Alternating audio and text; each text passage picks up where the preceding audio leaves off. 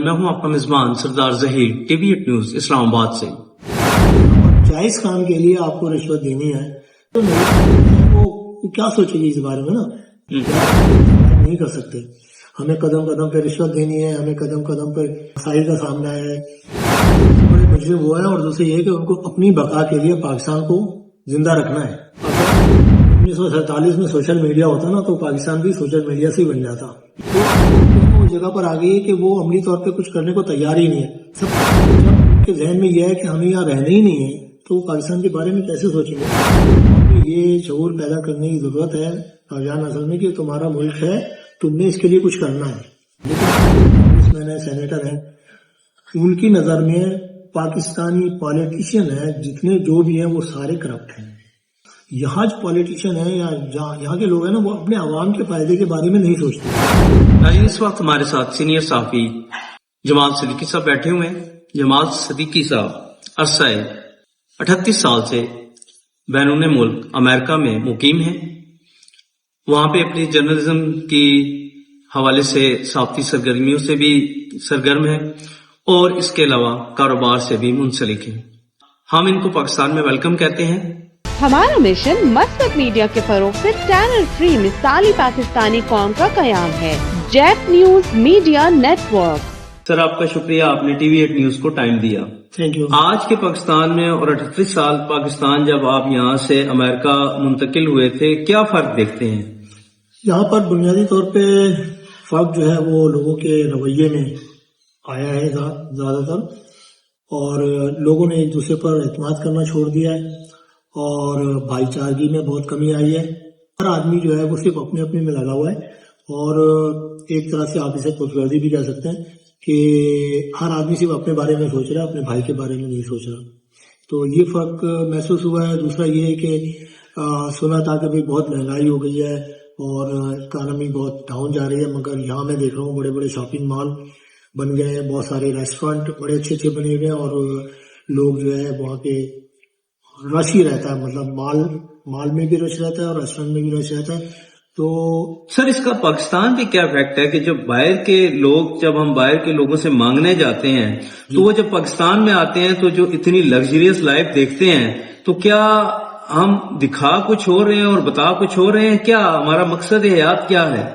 جی یہی بات تو سمجھ میں نہیں آنے والی ہے کہ ظاہر ہے جب باہر سے لوگ آتے ہیں، جب وہ یہاں دیکھتے ہیں کہ یار یہ حالات تو یہ ہیں، جب وہ وہاں ہوتے ہیں تو ان کو یہ بتایا جاتا ہے کہ بھئی بہت خراب حالات ہیں اور لوگوں کا گزارا بڑی مشکل سے ہو رہا ہے، لیکن یہاں آنے کے بعد تو دیکھتے ہیں کہ دوسری تصویر نظر آتی ہے۔ ویسے تو یہاں پہ لوگ کہہ دیتے ہیں کہ جی ہماری جو ملٹری ہے، ہماری جو گورنمنٹ ہے، ہمارے جو بھی یہاں پہ جو نظام سنبھالنے والے ہیں، اگر کوئی ایسی بات کہے تو وہ کہتے ہیں یہ ٹیررسٹ ہے، یہ ملک کا غدار ہے۔ تو یہ جن لوگوں نے ملک سنبھالا ہوا ہے، تو یہ عوام کے دل میں اگر نفرتیں پیدا کر رہے ہیں پاکستان کے لیے، تو کیا وہ پاکستان کی ہمدردی میں کام کر رہے ہیں یا سب سے بڑے مجرم وہ ہیں؟ سب سے بڑے مجرم وہ ہیں، اور دوسرے یہ کہ ان کو اپنی بقا کے لیے پاکستان کو زندہ رکھنا ہے، پاکستانی قوم کو نہیں۔ اپنی بقا کے لیے پاکستان کو زندہ رکھنا ہے، پاکستان کو سنبھالے رکھنا ہے انہوں نے۔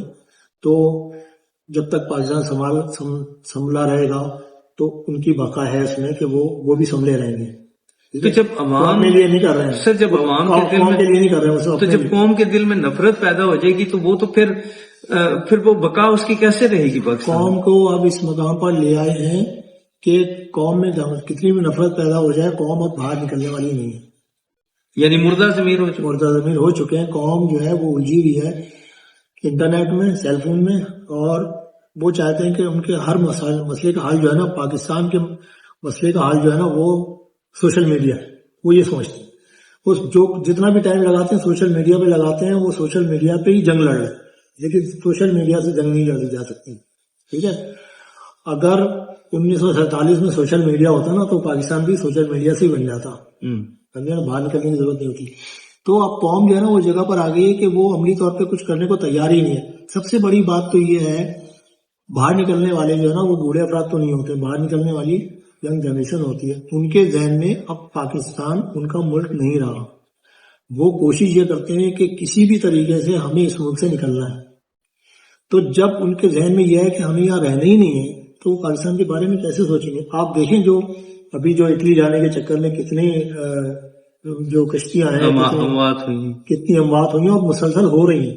اس کے علاوہ یہ وہ خبریں ہیں جو ہم تک پہنچتی ہیں کہ ایسی وہ بتائی نہیں کتنے لوگ نکل جاتے ہیں ان کے بارے میں تو نہیں پتا نا کسی کو.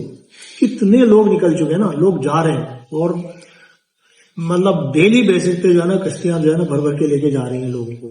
تو وہ کیا ہے, بدل ہو چکے ہیں. اور جب آدمی بدل ہو جاتا ہے اس جگہ سے, پھر اس جگہ کے بارے میں نہیں سوچتا, اس کی تعمیر کے بارے میں نہیں سوچتا. قوم میں یہ شعور پیدا کرنے کی ضرورت ہے نوجوان نسل میں کہ تمہارا ملک ہے, تم نے اس کے لیے کچھ کرنا ہے, لیکن اس کے لیے ان کو ان کے سامنے کچھ پیش تو کرے نا. سر ایک ہماری جو ینگ جنریشن ہے یا ہماری پولیٹیکل سچویشن کے حوالے سے میں آپ سے بات کروں گا. امریکہ کو اینٹی پاکستان کہا جاتا ہے, جبکہ دوسری طرف ہم مرہون منت بھی امریکہ کے ہیں. عمران خان حکومت کو اور نون لیگ حکومت کو امریکہ میں کس طرح دیکھا جاتا ہے؟ دیکھیں وہاں جو عام لوگ ہیں نا, عام جو امریکن ہے نا, وہ ان کو اپنی پالیٹکس سے کوئی دلچسپی نہیں ہے, اپنے ملک کی پالیٹکس سے کوئی اتنی دلچسپی نہیں ہے. اور یہ سمجھ لیں آپ کہ 10-15 سال پہلے تو امریکہ میں رہنے والا کوئی بھی اپنے آپ کو امریکی نہیں کہتا تھا.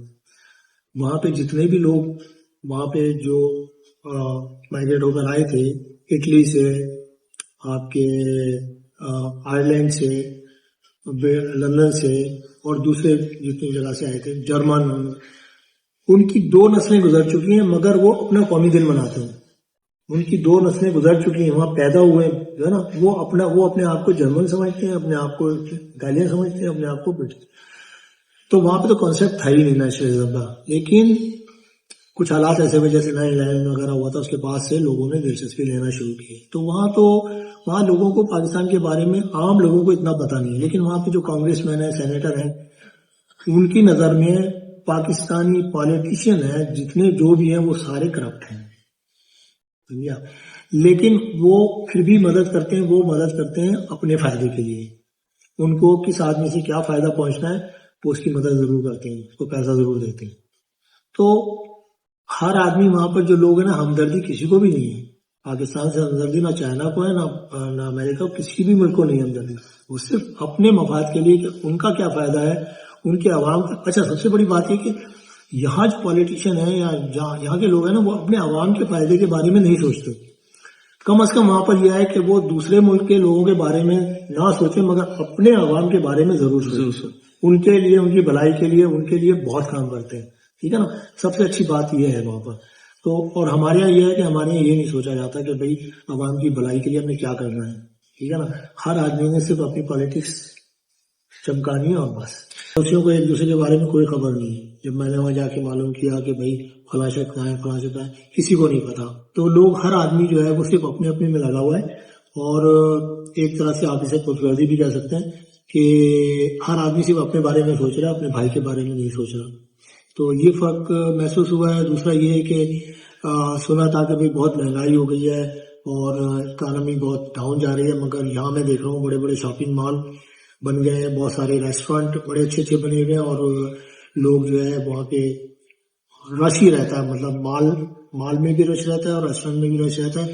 تو سر اس کا پاکستان پہ کیا افیکٹ ہے کہ جب ہم باہر کے لوگوں سے مانگنے جاتے ہیں تو وہ جب پاکستان میں آتے ہیں تو جو اتنی لگژریس لائف دیکھتے ہیں, تو کیا ہم دکھا کچھ ہو رہے ہیں اور بتا کچھ ہو رہے ہیں؟ کیا ہمارا مقصد حیات کیا ہے؟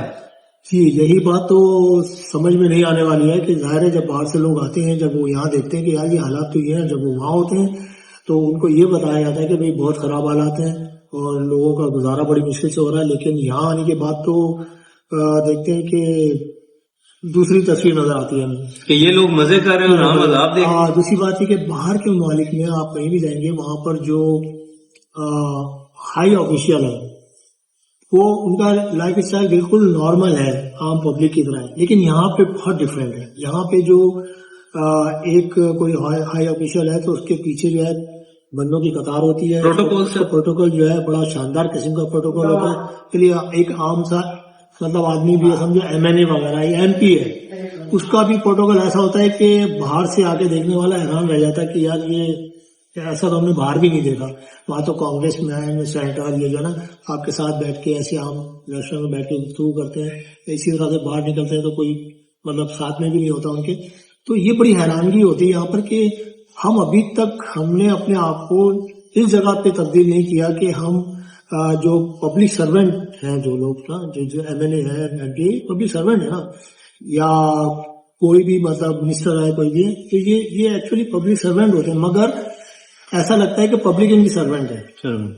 تو یہ فرق مطلب ابھی تک یہ چل رہا ہے. تو یہ 38 سال کے پہلے والے پاکستان ابھی زیادہ آپ کے اب زیادہ ہو گیا, پہلے سے زیادہ ہو گیا. سر جو آنے والی نسل ہے جو ہماری, جی اور جو یہاں پہ آپ 38 سال پہلے والی جو نسل تھی اور آج کی نسل ہے, تو کیا یہ پاکستان کو سنبھال پائیں گے یا ان کی رگوں سے پاکستان کی محبت کو ختم کیا جا رہا ہے؟ بالکل آپ نے صحیح کہا, بہت اچھا سوال ہے, اور آپ نے یہ بات بالکل صحیح کہی کہ ان کی رگوں سے جو ہے نا وہ پاکستان کی محبت کو ختم کیا جا رہا ہے. ایکچولی ایسے ہی ہو رہا ہے. اس وقت حالات ایسے پیدا کیے جا چکے ہیں نئی نسل کے لیے کہ ہر جوان شخص یہ سوچتا ہے کہ یار مجھے باہر جانا ہے.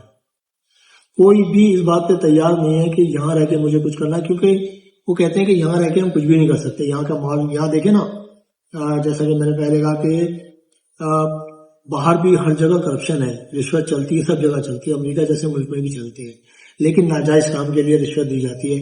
جبکہ یہاں پر جائز کام کے لیے آپ کو رشوت دینی ہے, تو ظاہر ہے جو نئی نسل ہے وہ کیا سوچے گی اس بارے میں نا.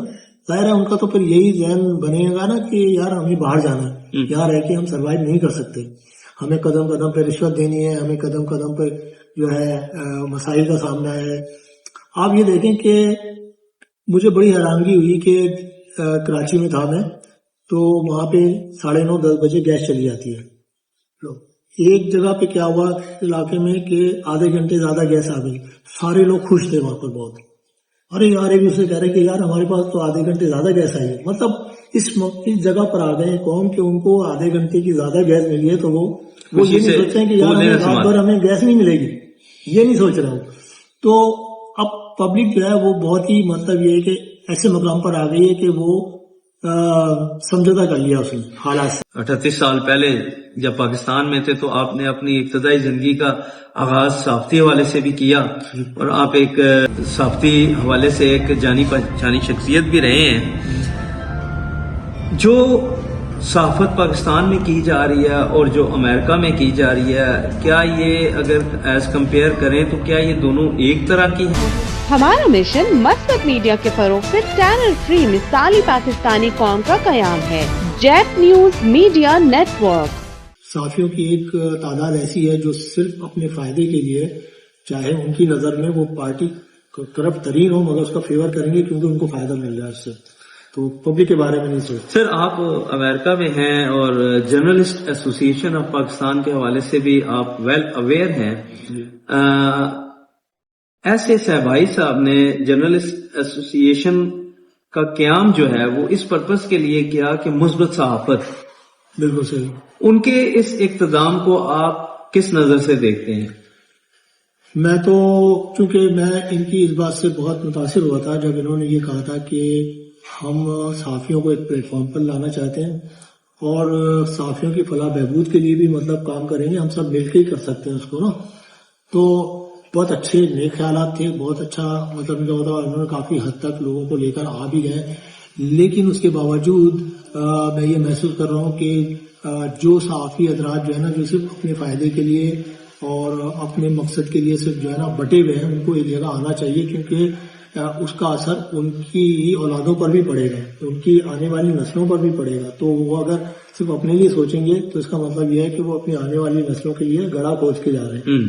ان کو یہ کرنا چاہیے کہ صاحبائی صاحب کا ساتھ دیں اور ان کے ساتھ ایک پلیٹ فارم پر ہو کر اور آپس میں ایک دوسرے کے خیالات شیئر کریں اور آپس میں مل جل کر کام کریں اور کوشش کریں کہ مثبت صحافت کو جو ہے نا جنم دیں. ابھی ہیں بہت سارے لوگ ایسے ہیں جو یہ کر رہے ہیں اور کر سکتے ہیں اگر کوشش کریں. سر آپ پاکستان آئے, یہاں پہ آپ نے دیکھا اور گائے بگائے آتے بھی رہتے ہیں, پاکستان کی جو موجودہ نسل ہے جی جو جوب در جوب ملک چھوڑ کے باہر جا رہے ہیں، ان کے لیے کوئی میسج اور پاکستانی حکومت کے لیے کوئی میسج اگر آپ دینا چاہیں، کیونکہ آپ ہمہ وقت کاروبار سے بھی منسلک ہیں اور جرنلزم سے تو آپ عرصہ 38 سال سے منسلک ہیں، جی آپ تجزیہ نگار بھی ہیں، آپ کا میڈیا ہاؤس امریکہ میں دلاس میں بھی ہے، تو اس حوالے سے کیا میسج دیں گے حکومت کو اور آنے والی جو ہماری نسل ہے اس کو کیا میسج دیں گے؟ ان کے لیے ایک میسج صرف یہ ہے کہ آپ بے شمار جو ہے نا اسکول بنا رہے ہیں کہ ہم نے فلاں جگہ اسکول بنا دیا، ہم نے یونیورسٹی بنا دی، 3 یونیورسٹی بنا دی، یہاں پہ یونیورسٹی بنا رہے ہیں، وہاں پہ یونیورسٹی بنا رہے ہیں، کالج بنا رہے ہیں. آپ تربیت گاہیں بنائیں نئی نسل کے لیے، آپ ان کو تعلیم کے ساتھ ساتھ تربیت بھی دیں.